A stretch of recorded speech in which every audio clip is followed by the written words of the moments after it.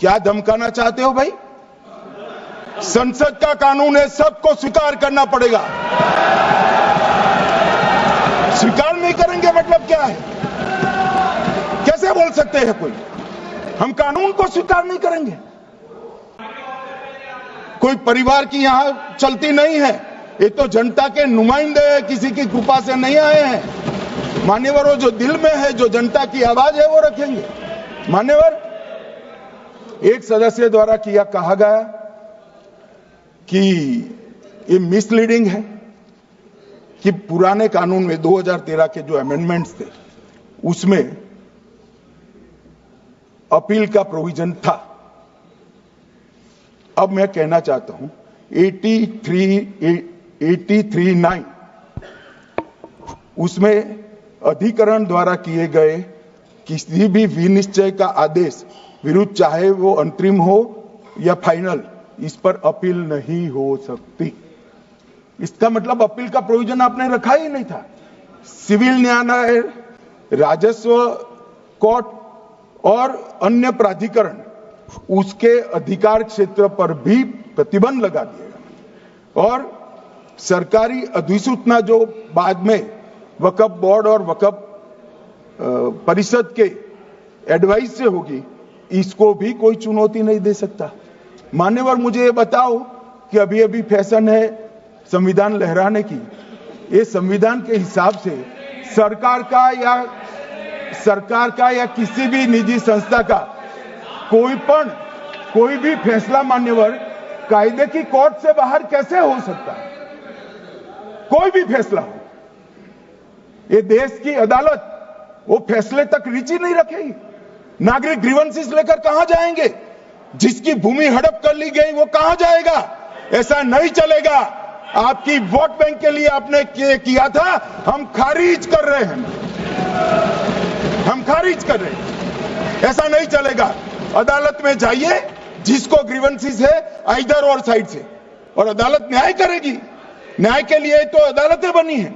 और मान्यवर, यहां एक सदस्य ने कह दिया माइनॉरिटी इस कानून को स्वीकार नहीं करेगी।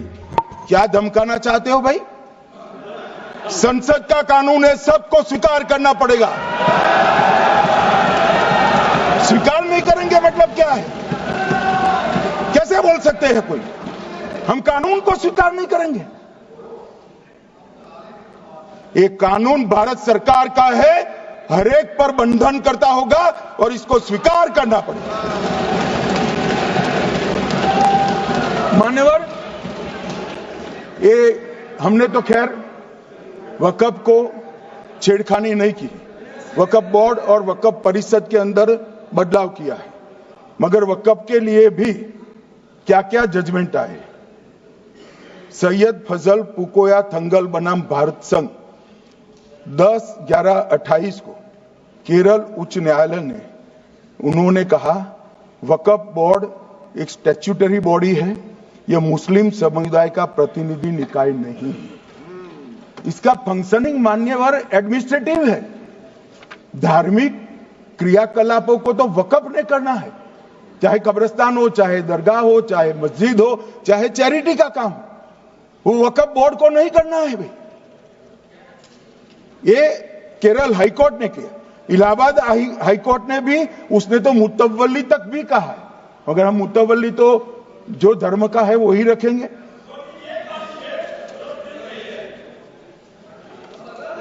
मान्यवर, इन्होंने कहा एक मुतवल्ली के कर्तव्य विशुद्ध रूप से धर्म निरपेक्ष कैरेक्टर है, मगर हम मुतवल्ली को छू नहीं रहे।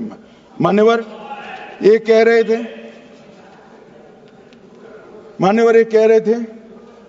कि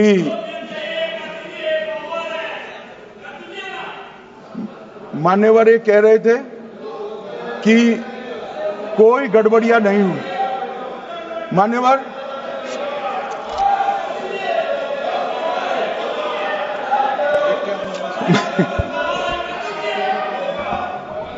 मान्यवर 2013 में अन्यायी कानून आया।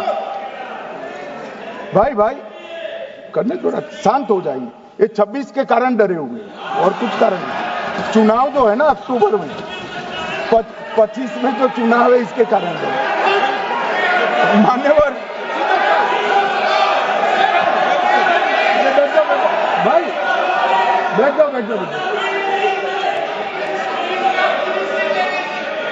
मान्यवर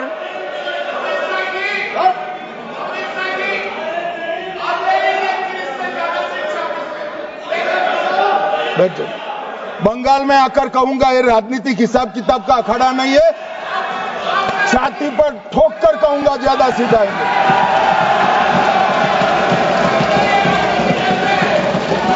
मान्यवर 2013 के, अरे बैठ जाओ वकील साहब बैठ जाइए। मान्यवर 2013 में जे वो भी रिपीट होने वाले हैं। मान्यवर 2013 में बैठ जाओ। मान्यवर 1913 से लेकर 2013 तक 1913 से 2013 तक वक्फ बोर्ड का कुल एकड़ में भूमि सब वक्फ का मिलाकर 18 लाख एकड़ था। मेरी विनंती है सभी सदस्य इसको ध्यान से सुनिए। 1913 से 2013 तक 18 लाख एकड़ और 13 से 25 तक एक कानून बनने का परिणाम क्या आया और नई 21 लाख एकड़ भूमि बढ़ गई। अब मान्यवर 39 लाख एकड़ जो भूमि है उसमें 21 लाख एकड़ 13 के बाद है। अब ये कह रहे हैं कि इसका दुरुपयोग नहीं हो रहा है मान्यवर। और लीज पर दी गई संपत्तियां 20,000 थी और 25 में रिकॉर्ड के हिसाब से, हो सकता है गलत भी हो सकता है, रिकॉर्ड्स के हिसाब से शून्य हो गई। तो मान्यवर संपत्तियां कहां गई? मान्यवर बेच दी गई। किसकी संपत्ति से, किसकी परमिशन से बेचा? मान्यवर मैंने पहले ही कह दिया कि केरल और देश भर के Catholic bishop council, Catholic bishop conference of India, Catholic Congress Kerala, भारतीय कैथोलिक धर्मगुरुओं की महासभा, केरल चर्चों की संयुक्त परिषद, कैथोलिक कांग्रेस केरला, ये सब ने इस बिल का समर्थन करा है और कहा है अन्यायी 2013 का सुधार। हम अकेले नहीं कह रहे मान्यवर। और मान्यवर इसी एक्ट में हमने एक बात कही कि जो योगदान था वक्फ बोर्ड का वो 7% से घटाकर 5% कर दिया। मान्यवर अब ये जो कह रहे हैं ये मुसलमान भाइयों के हित में कह रहे हैं जिसका विरोध कर रहे हैं या अहित में? अगर 7 से 5% हमने कम किया तो कहां जाएगा? वो वक्फ में रहेगा। वक्फ बोर्ड का कम किया है। जो मस्जिद चल रही है उसको हमने 2% बढ़ाया है। ये उल्टा समझ रहे हैं